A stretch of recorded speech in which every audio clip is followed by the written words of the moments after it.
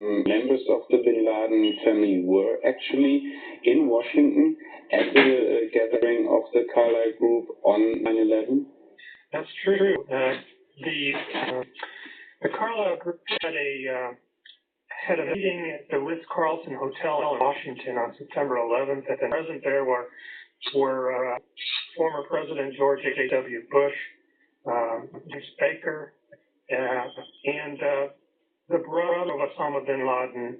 I believe his name was Salem. I can't recall the exact name, but they were there, investors from the bin Laden family meeting with Carlyle Group representatives in Washington on September 11th. The CIA figured prominently in another line of investigation. One suspicious United Airlines put option purchase, a 2,500 contract order for put in the days before 9/11. United Airlines Home Exchange, the Chicago Board of Options Exchange. The order was split into 500 contract chunks and run through 5 different options exchanges simultaneously. The unusual order was brokered by Deutsche Bank Alex Brown, a firm that until 1998 was chaired by A.B. Buzzy Krongard, a former consultant to CIA Director James Woolsey, who at the time of 9/11 was himself the executive director. So right after the attacks of 9/11, the name Buzzy Krongard surfaced. That revealed that Buzzy Krongard had been allegedly recruited by CIA to run his number 3 position, and then a subsidiary of Deutsche Bank. Was handled all of these criminal issues that the attacks were going to take place where, how, and involving specific airlines. Perhaps the most frank admission of insider trading is notable for 3 things. It was recorded on video. It has never been investigated by any agent of insider trading.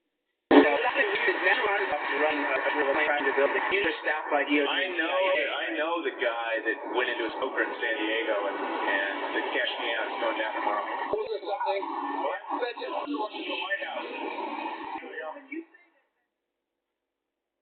This true, if there is to be believed, a former CIA agent has first-hand knowledge that a White House insider had foreknowledge of the attacks, and to this day not only has Baer never revealed the identity of this person, but no one has questioned his pursuit of this lead. How is it possible that the SEC overlooked, ignored, or simply chose not to pursue such leads in their investigation? The only possible answer, of course, is that the investigation was deliberately steered away from such persons of interest, and any connections that would lead back to knowledge by government agencies, federal agents, or their associates in the business world. Unfortunately, we will likely never see documentary evidence of that conclude there had been no insider trading, received a response that stated that the potentially responsive records have been destroyed.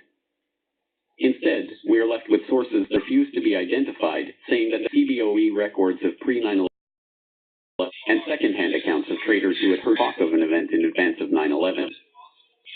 In a roundabout way, perhaps the 9/11 Commission reveals more than it lets on when it tries to dismiss key insider trades with the pithy observation that the traders had no conceivable ties to Al-Qaeda. With foreknowledge of the attacks were ABC News has now learned that the Chicago Board of Options Exchange launched their investigation into the unusual trading last week that may have given them enough time to stop